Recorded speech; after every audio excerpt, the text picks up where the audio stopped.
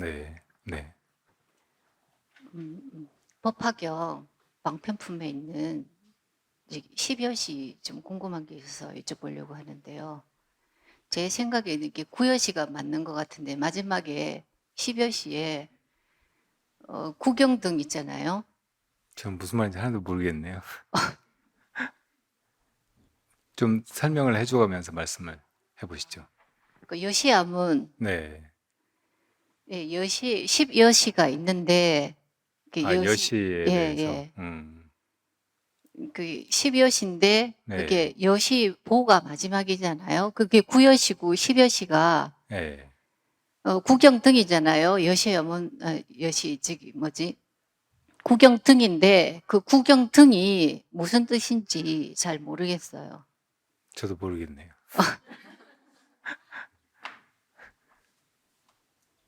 부사님 질문을 제가 잘 기억하고 있다가, 좀 알아보고 생각해보고, 그리고 나중에 대답을 해드릴게요. 여시에 대해서 부사님이 그 이해한 거, 그런 걸 조금 더 말씀을 해주시든지. 여시 좀 12연기법하고 좀 비슷하다고 생각을 했거든요. 네, 네, 근데 음, 그게 좀 어떻게 다른지 그리고 네. 생각해 보면 1여시부터 8여시까지는 어떻게 돼요? 상성체 역적 인연과보 설명을 좀 해보시죠.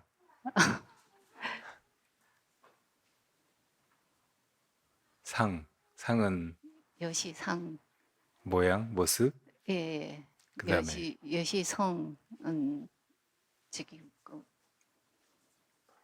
뭐라고 얘기해? 예, 본성이, 예. 여시체는 음, 이제 어떻게 나타내는 거라고 해야 되나? 여시역은 변하고 여시적은 아직 알고는 있는데 말로 음, 표현을 잘 못하겠어요. 그 네, 다음에는 인연과보는 많이 아는 이야기들이잖아요. 네. 근데 마지막에 법화경 공부를 많이 하셨나 봐요. 제가 아니 그냥 법화경 강의를 이제 우리 법화림이 법화경이라는 경 이름에서 딴 것이고 또 법화경을 이해하는 것 이것이 그 우리가 왜 이 세상에 오고 이렇게 살아가는지 내가 왜 여기 있는지 그런 실존적인 질문에 대한 답을 줄 수 있다고 보고 그리고 부처님의 가르침이 결국은 뭘 가리켜 보이신 것인지 우리 보고 어떻게 닦고 무엇을 깨달아 가야 된다는 것인지 이렇게 보여주시는 거라고 생각해서 한번 이제 강의를 하려고 하거든요. 근데 저도 저만큼 책을 잘 안 보고 경전도 많이 안 보고 그런 사람이 없을 거예요. 그런데 어,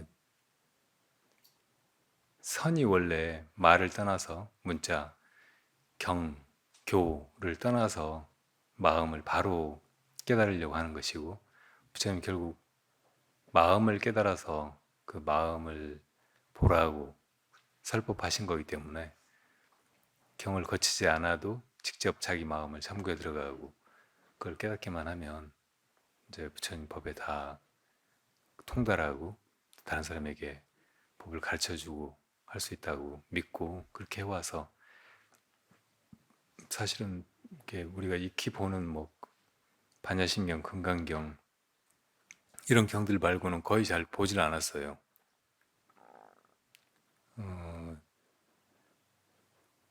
그런데 이제 한번 법화경을 그냥 이렇게 이렇게 스치듯이 그렇게 보면서 야 이게 정말 대단한 경전이로구나. 그 이거를 깊이 공부하고 이 시대 사람들에게 이렇게 제대로 그 내용을 의미를 이해하게 또 깨닫게 해드릴 수 있다면 얼마나 좋을까 그런 생각은 했었거든요. 그러니까 나중에 이제 제가 그 강의할 때 보살님이 지금 질문하신 거를 염두에 두고 잘 연구해가지고 제대로 가르쳐 드리도록 하겠습니다. 원래 여시라는 말은 이와 같다 그 말이에요. 무엇과 같다는 말이냐면 법과 같다 그 말이에요. 법. 그러니까 부처님이 깨달으신 그 존재의 실상과 같다 그 말이죠. 그러니까 부처님은 원래 이렇게 실상이 있는 그대로 드러나 있고 이게 법인데 이제 깨달음을 통해서 그 안목을 열어가지고 이것을 보신 거죠. 그걸 증득하신 거죠. 그래서 이제 그것을 말씀으로 설하신 거고 부처님의 설하신 것이 사실은 이제 원래 있는 법을 그대로 드러낸 것이니까 그것이 여시라고 말할 수 있어요. 우리가 경전 들추면 다 앞에 여시 아문 이렇게 되어 있는데 그 여시도 이와 같이 이런 말인데 그거는 이제 부처님이 이렇게 설을 하실 때 자기가 이제 받아들이기로는 내가 이렇게 들었다. 그러니까 자기가 그때 들은 그것과 똑같이 지금 자기가 암송한다 하면서 아는 존재가 앞에 한 말이잖아요. 그러니까 진짜 그게 부처님이 깨달으신 거고 또 부처님이 그런 말을 통해서 드러내려고 했던 메시지인지 아닌지 이건 자기가 아직 깨닫지 못했으니까 부처님이 아니니까 모른다 해도 자기가 듣기에는 최소한 이랬다. 이게 정직한 내 기억이고 그런 들은 걸 그대로 이렇게 재현하는 그런 암송이다. 이런 뜻으로 여시라고 한 거죠. 그러니까 그게 이제 부처님이 사라질 때는 정말 그게 진리와 똑같아서 부처님이 깨달으신 그 법과 똑같아서 이제 그런 상황에서 여시라고 이렇게 말하실 수 있겠죠. 그러니까 부처님의 법은 부처님이 설하신 이 설법 내용은 실제로 부처님이 깨달은 그 존재계의 실상하고 부합하는 거예요. 그래서 그게 이제 여시한 법문, 법과 똑같은 법다운 그런 법문이었던 것이죠. 근데 그거를 이제 아는 존재가 들을 때는 부처님이 말씀하신 것과 자기가 지금 기억해서 받아들이고 지금 이렇게 다시 회상해서 이야기하고 하는 거하고 맞을지 안 맞을지 잘 모르니까 그냥 자기가 듣기에는 최소한 이렇다 이 정도로 이제 고백을 하는 거예요. 여시가. 그러니까 우리가 그 여시라는 말 하나를 가지고도 지금 뭐 12여시를 말씀하시는데 진짜 진리에 이를 때까지 계속 이제 뭐든지 구도심으로 그리고 법답게 바르게 자기가 노력하고 자기 안목을 일깨우고 해서 거기에 접근해 가려고 노력을 해가야 되고 그 끝에 이제 점점 그게 분명해지는 그래서 그것이 이제 뭐 겉으로 드러난 뭐 진리의 말씀 혹은 객관적인 사실 이런 게 아니고 증득한 진리 자기 마음의 그대로 모습 이렇게 되기를 기대하고 이렇게 수행을 해나가야 되겠죠.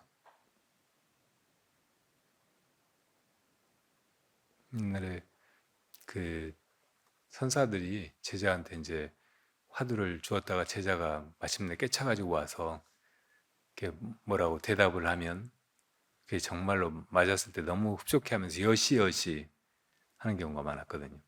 그러니까 그렇게 돼야 된다고요. 그러니까 아는 존재가 여시함을 할 때 여시보다 훨씬 더 깊이 그 진리 직접 나아가가지고 그걸 자기가 이제 증득해서 그 자리에서 뭐라고 얘기를 하든지 그 법을 이렇게 드러내 보일 때 그것이 이제 진짜 여시라고 말할 수 있겠죠.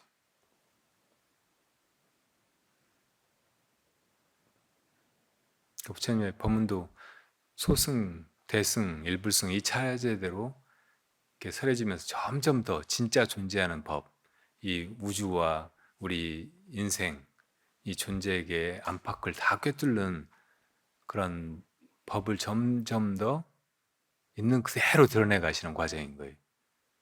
그러니까 이제 일불승에 비하면 대승은 일불승으로 나아가게 하기 위해서 놓아둔 징검다리 같은 방편이고, 대승은 또 소승에 비하면 이건 훨씬 더 여실한 것이지만, 거기에 비하면 이제 소승은 방편, 대승에 아직 못 나가니까 할 수 없이 이제 자기 해탈이라도 이루라고 부처님이 설하신 가법, 그러니까 거기 이르기만 하면 사실은 버려야 되는 그런 법이 어떤 거죠. 그렇게 이제 조금씩 조금씩 이렇게 심화되어 나가고, 이제 궁극적으로 부처님이 깨달으신 그것을 모든 방편을 떠나가지고 있는 그대로 드러내 보이신 사건이 꽃을 들어 보이신 거고, 이것이 이제 진짜 여시인 거죠. 그러니까 우리도 그렇게 되려고, 이걸 깨달으려고 그렇게 나아가야지, 이걸 계속 이제 생각으로 혹은 뭐 이리저리 뜯어보고 알아보고 해가지고 그냥 이해하려고 그렇게 접근해서는 안 되는 거예요. 말 가지고 특히 따지고 있어서는 안 되는 거죠.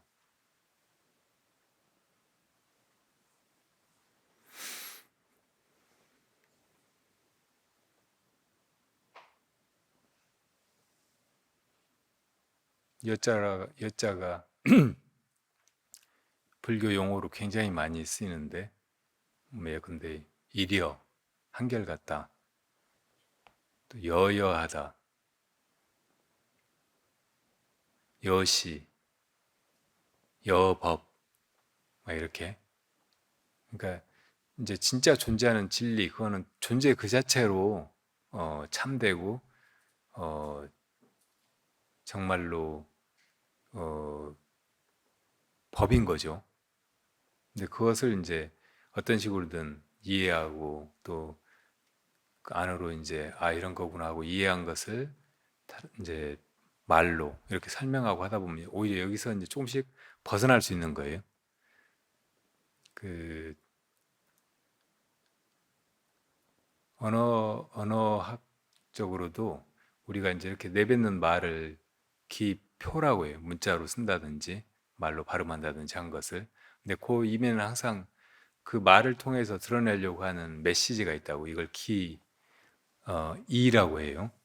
그러니까 기표와 기이, 이것이 이렇게 항상 배반되고 어그러질 수 있으니까 이것을 일치해 가려고 하는 노력을 계속 기울여야 한다고.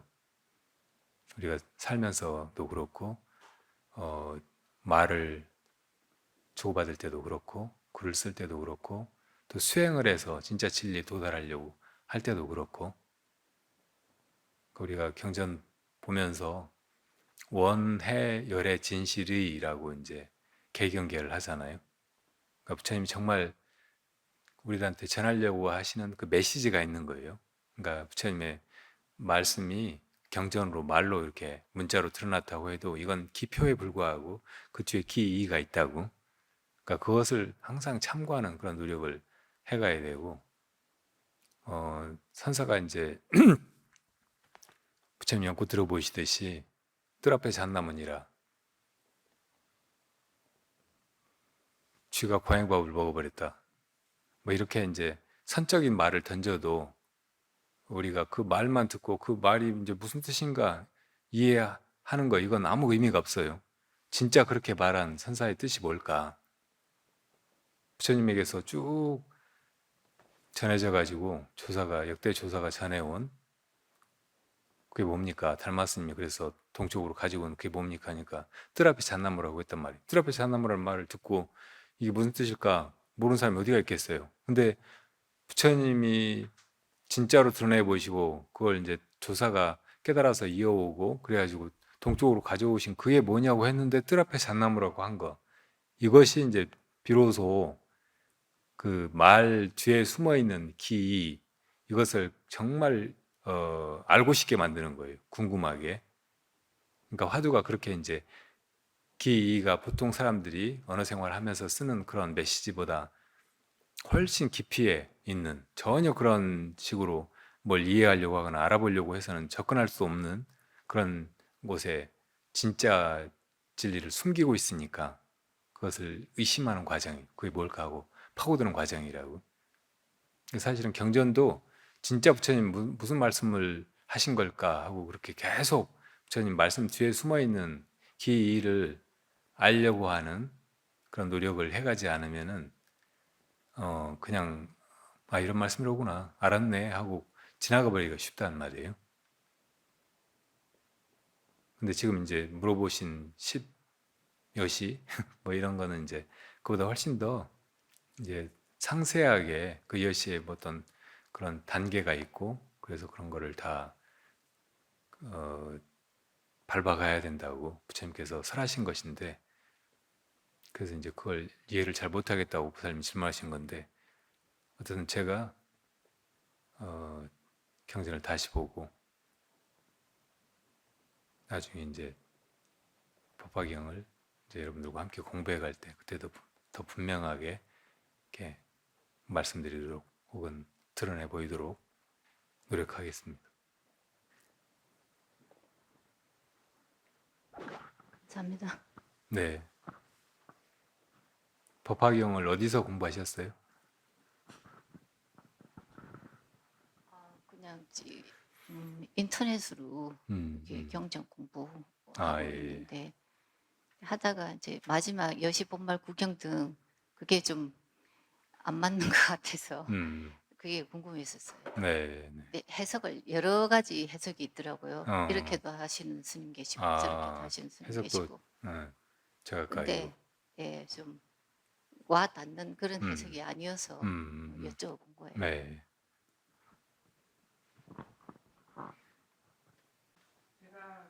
네, 그 스님 우울증하고 공황장애 법문하신 거 주변에 많이 보여드렸고 또 제가 일하는 곳에 있는 주변 사람들한테 또 같이 봤어요. 근데 많이들 좋아하셨거든요. 근데 저희 환자 중에 너무너무 말도 안 듣고 이러는 분이 있어서 제가 하루는 좀 잠깐 스님한테 파장을 맞춰서 스님 지혜를 좀 주세요 막 그랬어요. 그래서 그 다음에 그런 기도는 나한테 하지 말고 그 차라리 산신한테 하세요.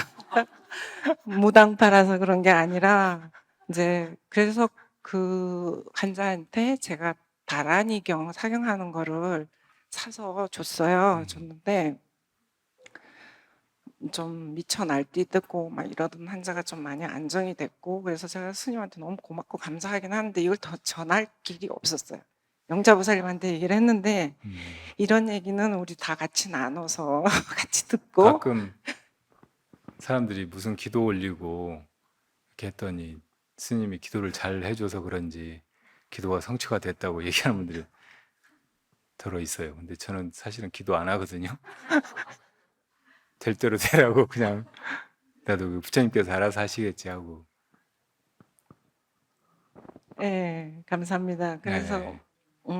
이런 약으로도 안 되고 주사로도 안 음, 되고 법문을 실제로 음, 전해줄 수도 없는 이런 환자들을 봐야 되는 제 네. 입장에서 스님이 좀 큰 가르치심을 주시면 감사하겠습니다. 그러니까 여러 가지 이제 그 정신적인 신경 정신과적인 그런 문제를 겪고 있는 사람들이 다양하게 있는데 될 수 있으면은 그런 증상이 심하게 나타나기 전에 말이라도 알아듣고 뭐 하라고 하면 해볼 수 있는 그런 단계에 있는 사람들이 빨리 불법을 알게 하는 것이 좋아요. 그래서 자기가 공부해 나가고 또 이제 마음속으로 우리가 살아가는 이 뜻이 나뿐만 아니고 이렇게 생사 속에서 고통을 받는 모든 중생들이 다 여기서 벗어나기 위해서 이렇게 함께 이 세상에 오고 이렇게 어우러져 살아가고 또 주거니 받거니 서로 도우면서 이렇게 함께 나아간다는 것을 자각하게 하는 것 이것이 제일 근원적인 치료예요. 그 마음만 마음속에 딱 정립이 되면 무슨 공황장애라든지 또 이제 정신적인 분열이라든지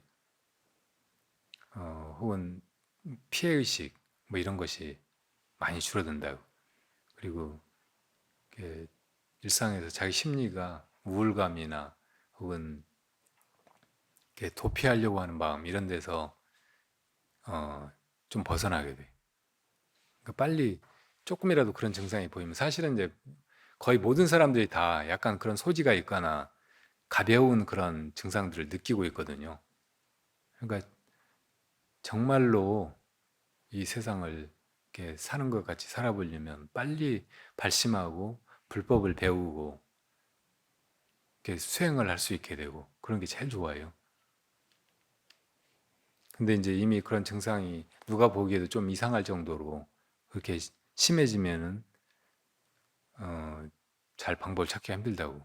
병원에 가도 병원에서도 의사들이 자기가 정말 마음을 알고 또 이제 신경정신과라고 해도 정신은 물론이고 신경에 대해서도 이게 어떤 식으로 어떤 마음을 가져야 이게 편안해지고 조화를 이루고 제대로 작동하고 하는지 그런 걸 잘 모르는 상태에서 뭐 이런 약을 쓰면은 이 사람이 조금 이렇게 기운이 이렇게 업돼서 너무 다운돼 있던 것이 좀 없어진다. 또 너무 이렇게 들떠서 막 분열적인 증상을 보이는 사람들이 조금 가라앉는다. 그거 맞춰서 이제 조금 그걸 이제 조절해 주느라고 약 쓰는 것밖에 거의 모르거든요.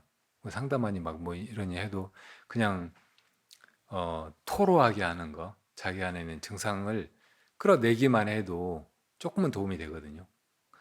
그런 것을 어, 약간 의식화 같은 거예요. 우리 마음속에 어떤 것이 기억이 되면 대부분 다 억눌린다고. 좋지 않은 거, 싫었던 거, 괴로웠던 것일수록 더 깊이 막 눌려 있어요. 눌려 있으니까 원인을 몰라 자기가.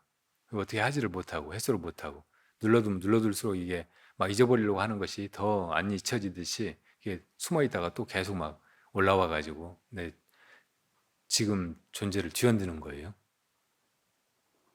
근데 여기 이제 치료하는 방법은 1차적으로 이걸 드러내는 거예요.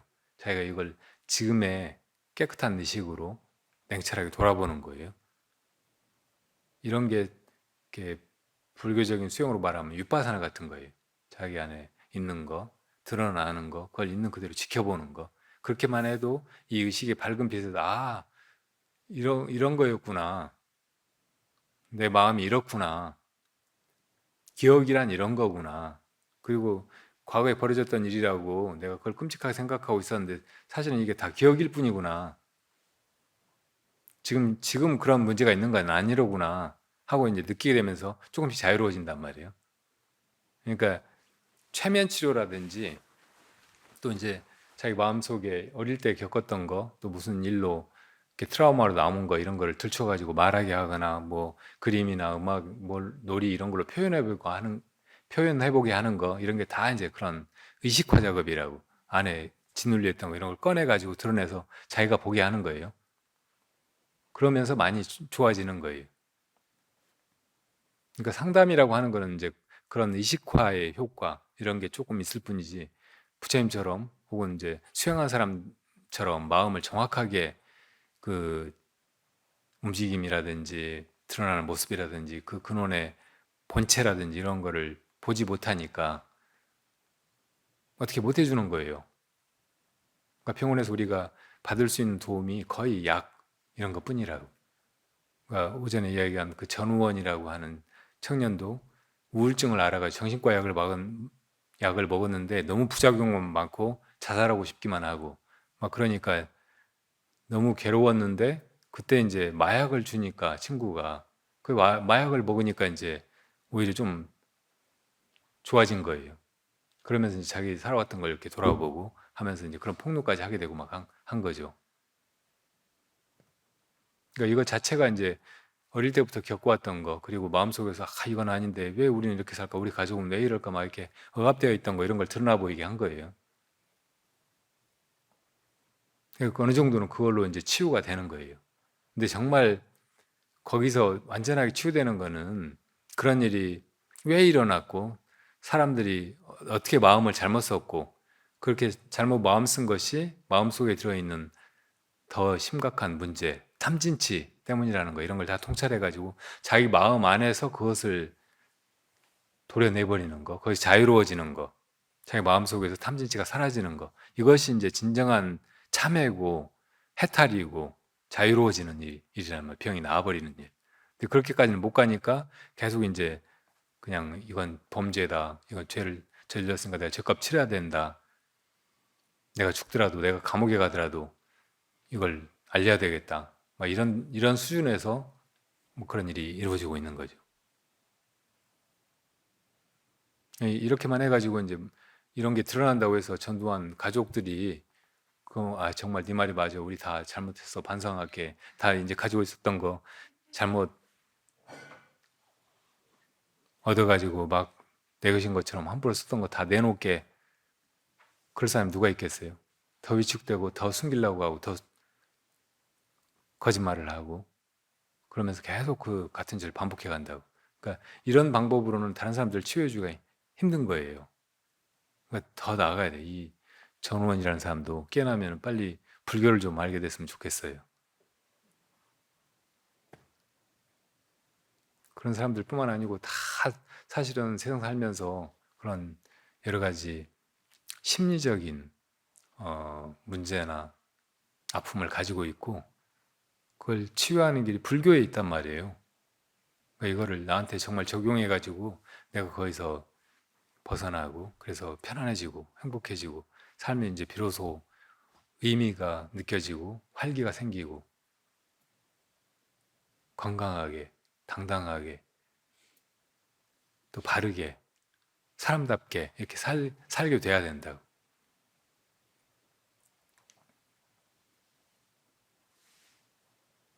내가 계속 이렇게 똑같은 얘기를 떠드는데도 이렇게 목소리가 작은지 법정 스님이 이렇게 남겨주신 거 이런 거를 버리고 떠나서 그냥 원점에서 그냥 미미하더라도 내 힘으로 이렇게 해간다고 10몇 년을 해왔는데 이렇게 다 버리고 떠났던 것이 약간 후회될 때도 있어요. 그걸 물려받아가지고 했으면 조금 더 큰 스피커가 돼가지고 지금 우리 사회나 우리나라에 또 세계에 또 수많은 이 현대인들에게 뭔가 도움을 줄 수도 있었을 텐데 이런 생각도 들어요.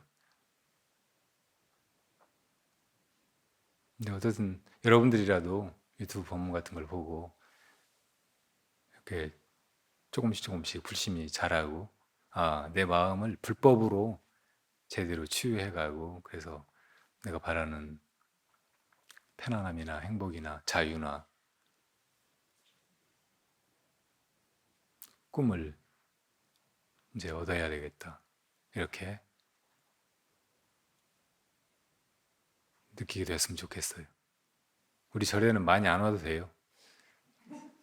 와봐요. 별로 수용할 데도 없고 밥하고 막 뭐 이래저래 하는 사람들만 힘들고 그러니까 유튜브라도 많이 보고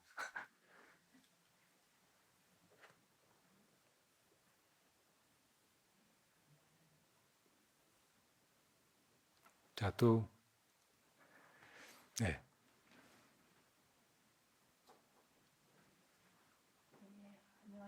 네, 네. 제가 불법을 알게 된 거는 좀 오래됐는데 네. 제가 소위 말해서 열심히 수행을 하게 됐던 계기가 저희 어머니가 이제 같이 살았던 저희 어머니가 이제 치매를 겪게 되면서 그런 어머니의 변화되는 모습을 옆에서 보는 게 너무너무 괴로웠어요. 네.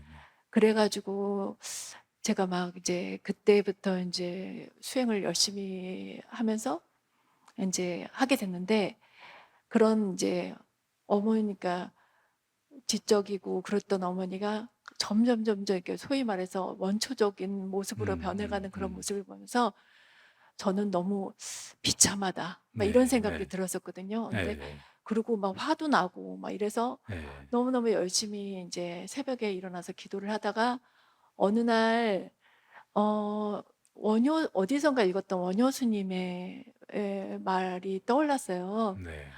그러니까 원효 스님이 이제 마지막에 그 천민들하고 살다가 돌아가시면서 하셨다고 하신 말씀이 내가 저 중생을 구하기 위해서 여기 들어왔는데 알고 보니까 저들이 중생이 아니고 저들을 중생으로 바라보는 내 마음이 중생이었구나 그런 얘기를 제가 108배를 하는 중간에 딱 떠오르면서 네, 네. 갑자기 마음이 편해졌어요. 네, 그러니까 네. 엄마가 음, 저희 어머니의 변화가는 모습이 비참한 게 아니고 그거를 바라보는 내 마음이 비참한 거구나. 저거는 아무것도 아니구나. 그 생각이 딱 들면서 마음이 정말 편안해지고 네. 그리고 그런 엄마가 그다음부터는 이제 사랑스럽고 귀엽고 그렇게 느껴졌거든요. 그래서 저는 나름대로 아, 나는 뭔가를 깨달았다. 이렇게 착각을 했었나 봐요. 그렇게 했었는데 그리고 이제 저희 어머니가 이제 요양원을 들어가시고 그리고 이제 요번에 또 이제 제가 이제 와가지고 이제 어머니를 여러 번 이렇게 만나 뵈면서 네.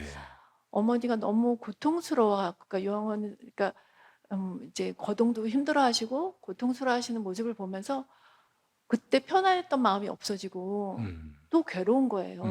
그러니까 그때 제가 깨달았던 게 제대로 깨달았던 거였다면 어머니의 고통스러운 마음을 바라보는 그 고통스러움이 어머니 고통이 아니고 내 고통이라는 걸 알아야 되는데 그게 안 돼요, 스님. 그래서 과연 내가 그러면 이때까지 그때 수행하면서 느꼈던 그 희열은 뭔가 난 지금 이 마음을 어떻게 가져야 되는지 지금 며칠째 계속 그 생각을 하고 있는데 모르겠어요. 원효 스님도 그 해골물을 마시고 그때 처음 깨달으신 게 아니고 그 전에도 이제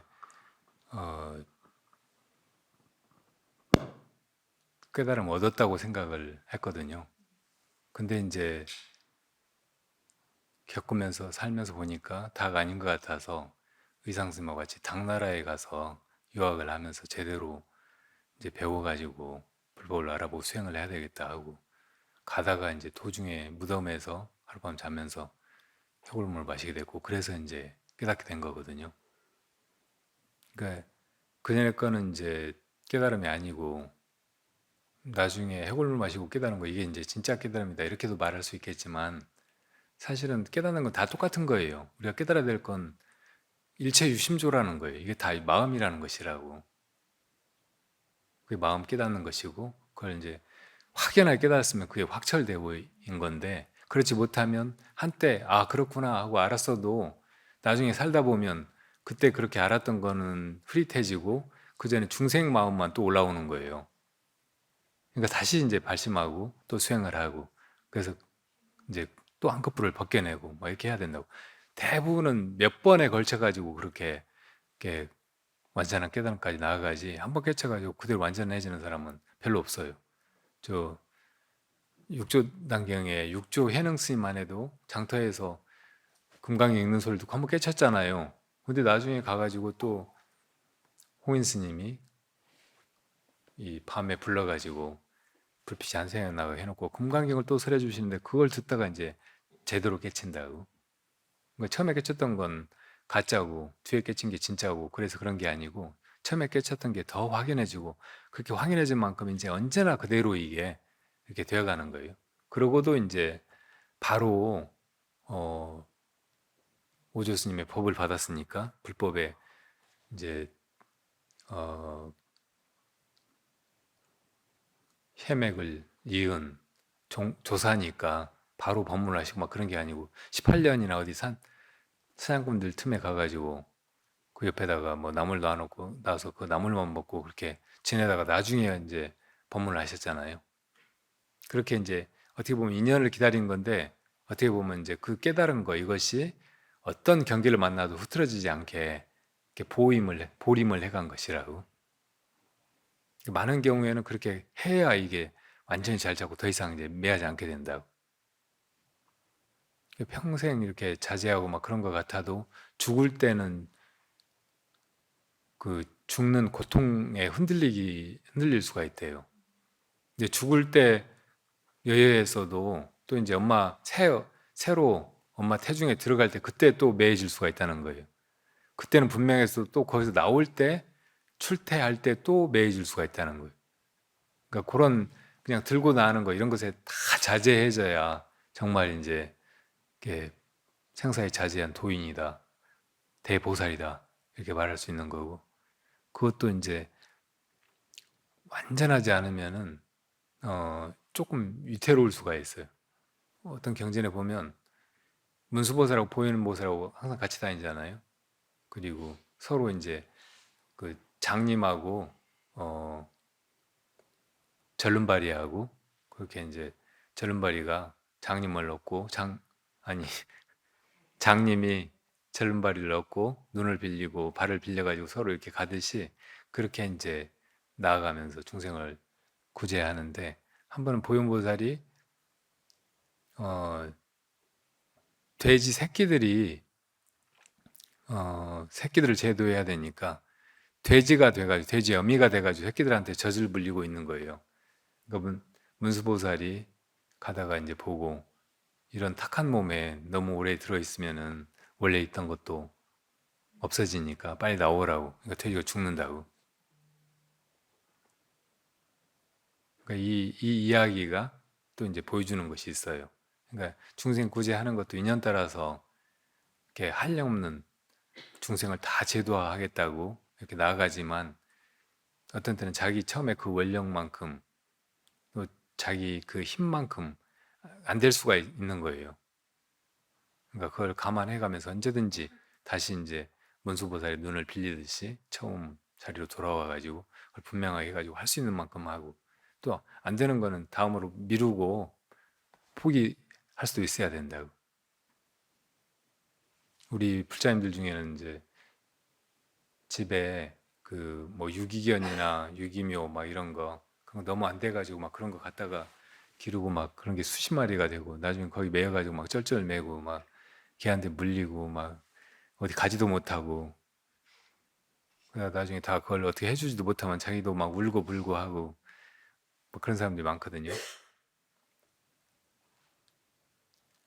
근데 자기가 이제 정말 이렇게 생사가 없는 것이고 고통을 다 벗어나고 두려움이 없고 막 그런 상태에서 이렇게 인연 따라서 그렇게 뭐 동물이 됐든 사람이 됐든 그렇게 제도하고 도움을 베풀고 하는 건 좋은데 그냥 내 지금 인정 가지고 저 사람 너무 안 됐어서 뭐 어떻게 해줘 보려고 하고 걔 저거 집 나와가지고 막 뭐 어디 먹을 것도 없고 막 그렇게 병 들어가지고 막 저러는데 저거 어째 하고 막 데려다가 막 하고 병원에 데리고 다니고 막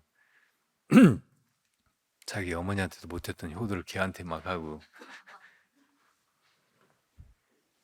그렇게 해도 나중에는 자기 감당을 못하는 상황이 꼭 오는 거예요. 그러면 울고불고 이제 막 모든 것에 대해서 다 막 회의가 오고 자기가 산다는 것에 대해서 도대체 목숨 가지고 이 세상에 이렇게 그냥 붙어 살아간다는 일 자체가 다 허무하고 괴롭고 극한 상황 같이 느껴지는 거예요. 이렇게 돼버리면 안 된다고. 그러니까 우리 엄마 보고 그런 걸 이렇게 이게 다 마음의 일이로구나 이렇게 느끼고 막 그렇게 했다면 그것도 큰 통찰이고 그런 것도 깨달음이라고요.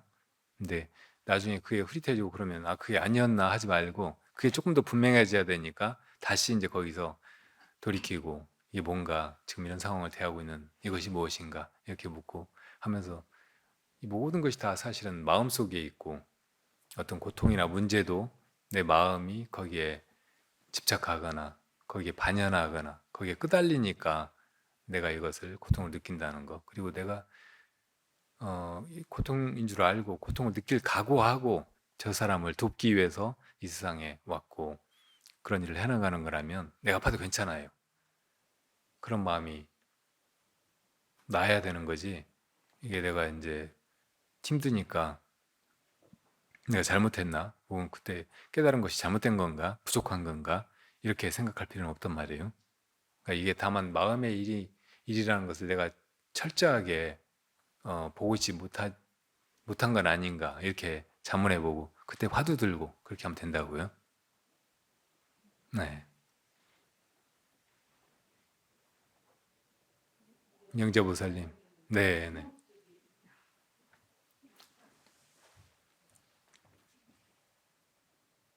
안녕하세요. 네. 오늘 진짜 안 하려고 그랬는데 아까 안 하려고 생각을 하지 마세요. 그 사람 꼭 해야 우원보살님 되니까. 말씀드렸던 거는 차를 타고 가는데 그렇게 아픈 사람이 많다는 걸 저는 몰랐어요. 다 사는 것만 너무 힘들다고 나만 일하고 살아서 나만 너무 힘들고 막 그런 줄 알았더니 거기서 있었다는데 그래서 보살은 가까이 잘하는 사람이 보살이 되는구나.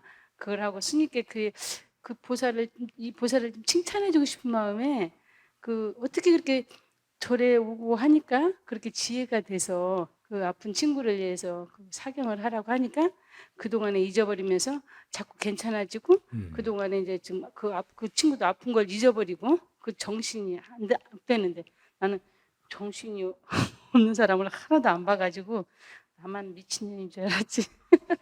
그렇게 진짜로 아픈 사람이 있다는 거는 몰랐었어요. 그런데 이 보살님이 그렇게 도와줬다는 얘기 듣고 이거를 얘기를 잘해서 스님께 좀 이 보살님을 좀 칭찬해 주는 얘기를 한 번은 좀 해야 네, 되겠다고. 네, 이게 다들 얘기 좀 알고 있었으면 네. 우리가 집에서나 직장에서나 자기가 알고 있는 사람이 도와줄 수 있지 먼 데서 도와줄 수는 없잖아요, 사실은요. 네, 네. 그래서 그 얘기를 좀 해드리고 싶었고 네. 제가 오늘 저기 그 스님 예전에 제가 그 책 갖다 드린 거 보셨어요? 법정 스님하고 최인호 네네. 네, 네. 작가하고 얘기. 네네.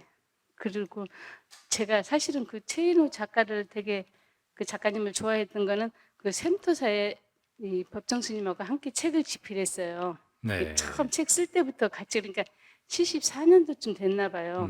근데 책값도 싸고 스님이 글을 좀 쉽게 쓰시니까 그냥 너무 좋았었어요. 근데 감히 내가 어떻게 스님을 그냥 어떻게 그렇게 생각을 못 해가지고 그 최인우님만 좋아한다고 그랬었는데 스님께 그 책 부탁드리 보면은 최인호가 자기만 이렇게 잘하고 법정 스님은 생각보다는 허술하고 그런 사람 같이 그런 거예요? 그렇게 해놨더라고요. 저는 그렇게 스님을 올려드리려고 그렇게 썼다 생각을 했었거든요. 네. 어. 물론 이제 그렇게도 했는데 네. 그 약간 문장 하나하나가 약간 그런 느낌을 주는 데가 있더라고요. 그러니까 같이- 최인호가 카톨릭 신자였는데 자기가 이제 길 없는 길 쓰고 막 하면서 불교에 대해서 선에 대해서 알게 되고 그래서 이제 자기도 스님이 되었더라면 어떨까 다음 생에는 스님이 되면 좋겠다 뭐 그런 생각들도 했던 것 같아요. 그래서 막 그런 글을 쓰기도 하고 그랬는데 스님이 된다면 정말 이렇게 서리빨 같은 칼날 같은 그런 스님이 되고 싶다고 막 그렇게 썼었고 그래서 처음에는 이제 법정 스님을 그런 분으로 생각을 했던 것 같아요. 근데 법정 스님이 이렇게 가까이서 보면 되게 허점도 많고 그리고 뭘 이렇게 숨기거나 막 그 과장하거나 아닌 척하거나 그런 게 없거든요. 그냥 나오는 대로 막 하고 그런 게 이제 사실은 이제 선의 진면목이기도 하고 이게 잘 알고 보면은 더 큰 가르침이기도 하고 막 그런데 이제 최인호는 아마 그런 것까지 알아볼 그 정도 수준은 아니었던 것 같아요. 그러니까 그 글 제가 조금 보다가 안 봤어요. 다른 게 아니라 그 스님께서도 근데 보살님이 지금 옆에 보살님 네. 이래저래 그 훌륭하신 부분, 아름다운 점을 알아보고 이게 찬탄하는 마음 이런 걸 가진 건 아주 좋은 거예요. 사실은 그런 마음으로 우리가 행복해진다고. 그러니까 내가 그렇게 못해도 누군가가 좋은 일을 하고 잘 살고 그런 걸 보면 마치 내가 그렇게 살고 있는 것처럼 내 마음이 행복해지고 푸근해지고 사는 보람이 느껴지고 그런 거거든요. 근데 우리 지금 시대에는 주위에 누구를 둘러봐도 다 그냥 사는데 급급하고 자기만 알고 별로 본받을 점이나 저 사람 저렇게 사는 거 보니까 좋다 나도 저랬으면 그렇게 진심으로 속으로 부럽고 본받고 싶고 그런 사람이 별로 없어요. 보살님이 그런 분을 옆에 있다는 건 정말 복된 일이고 그리고 내가 조금 힘들고 아프고 막 해도 다른 사람 아픈 걸 내가 어떻게 해주려고 하고 내 아픈 걸 잊어버리고 막 그렇게 이제 그 문제를 어떻게 해결해 보려고 하고 막 이렇게 살면 사실은 자기 아픈 걸 잊어버리는 거예요. 엄마들이 대부분 그런다고 자기 아픈 것도 힘든 것도 잊어버리고 막 애들 막 어떻게 해주려고 하다가 자기 아픈 것도 모르고 시간 다 지나가 버려. 그럼 안 아픈 거예요. 근데 그런 거 이제 할 일이 없으면 나중에 이제 아프지. 그 전에 막 힘들게 해가지고 그 쌓여가지고 나중에 아픈 게 아니고 옆에 이제 정말로 도와줄 사람이 없어서 비로소 이제 그 전에도 있던 아픔이 느껴지는 거예요. 사실은 우리 중생의 고통을 소승적으로 자기 고통을 벗어나기 위해서 그런 목적으로 수행을 해가지고 벗어나려고 하기보다는 다른 사람들 돕는 일을 통해 가지고 대승적으로 우리 모두의 고통을 함께 벗어나려고 해야 된다. 다른 사람의 고통을 해결해 주기 위해서 노력하다 보면 그 과정에 자기 아픔은 그냥 쉽게 그냥 떨쳐버리고 다른 사람 고통까지 해결해 주고 하니까 그게 공덕이 되고 그 사람에게 도움이 되고 이 세상에도 뭔가 이렇게 기여하게 되고 사는 보람으로 느껴지고 세상 좋아지는 걸 보면서 자기도 처음에는 너무 마음이 아파가지고 막 그런 일에 뛰어들어서 그런 거 했지만 나중에는 그래서 좋아지는 걸 보고 자기가 너무 행복해지는 거예요. 그러니까 이제 안 지치고 하게 된다고. 또 그렇게 해가면 그 자체가 습관이 되고 이렇게 선업이 돼가지고 나중에 자기도 모르게 막 하게 돼. 다음 생에는 그냥 그렇게 살게 되고.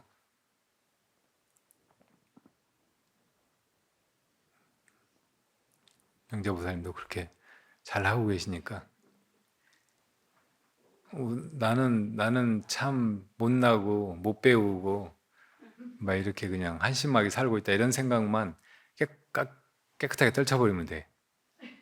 네. 지금 많이 떨쳐버리셨고 수행도 잘하시고 뭐 그러니까 더 잘 해나가실 거예요.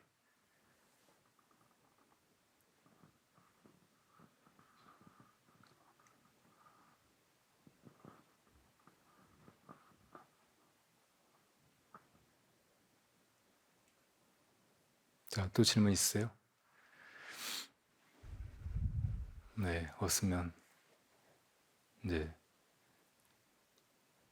여기나 저기나 인연 따라 나아가서 실천해 가면서 그 속에서 마음을 챙기고 우리 모두의 동일한 목적지를 향해서 함께 나아가자고요. 네. 그 전에 바라승아제 법문도 쭉 해오다가 80몇 회에서 멈췄나? 막 이거 그때그때 해야 될 얘기가 많아가지고 그랬는데 이것도 마저 해가지고 일단 그 강의를 완결은 지어야 될 것 같아요. 그것도 하고 또 그 전에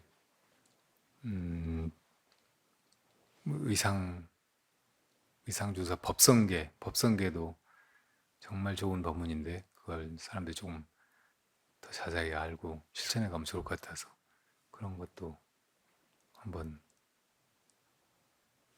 강의 같이 해야 될 것 같고 그리고 법화경도 하고 차차 이제 그렇게 해나가도록 하자고요.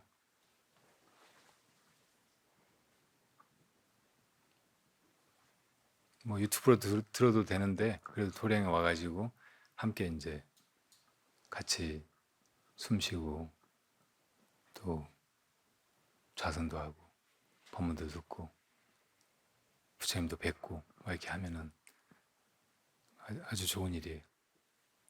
밥맛이 뭔지 알았으니까 이제 밥은 안 먹어도 되겠다 이렇게 하는 사람 없잖아요.